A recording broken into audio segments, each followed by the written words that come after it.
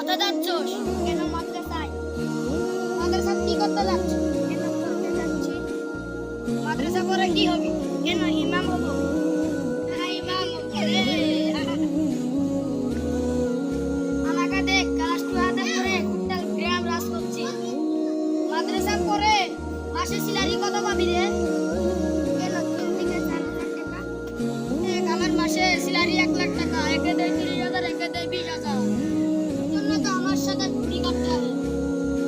হ্যাঁ, এটা কি করে? দেখ এখনই প্রমাণ হবে।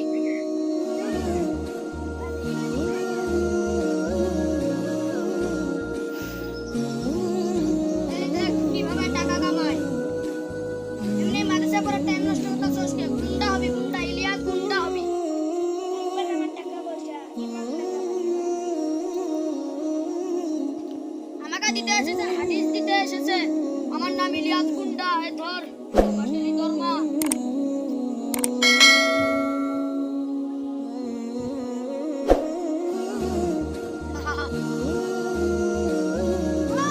কি হয়েছে?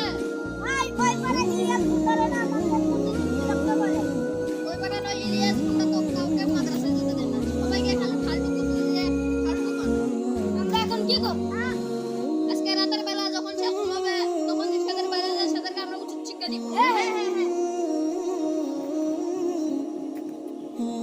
তুমি পাচ্ছি তারা একা আমরা উচিত শিক্ষা দিব। দিকে তোরা যদি নামাজ পড়ে যাস, আর তোরা গেল গেল করবি।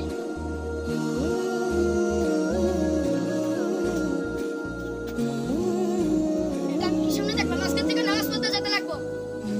কালকে ওকে উচিত শিক্ষা দিছে। হ্যাঁ ভাই, ঠিক বলেছিস।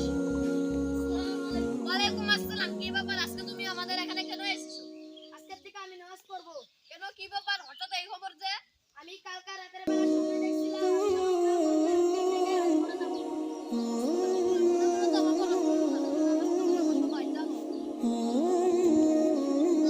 আসসালামু আলাইকুম গাইস, কেমন আছো? আশা করি সকলে ভালো আছো। আলহামদুলিল্লাহ আমরা সবাই ভালো আছি। আমাদের ভিডিও কেমন হয়েছে? ভালো লাগলে একটা লাইক করুন, আর চ্যানেলে নতুন থাকলে একটা সাবস্ক্রাইব করুন।